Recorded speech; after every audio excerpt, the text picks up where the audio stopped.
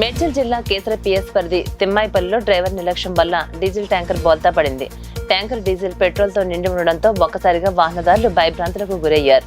సకాలంలో స్పందించినటువంటి పోలీసులు కేసర్ నుండి షామీర్పేట వైపు వెళ్లే ప్రధాన రహదారిలో వాహనదారులను దారి మళ్లించారు.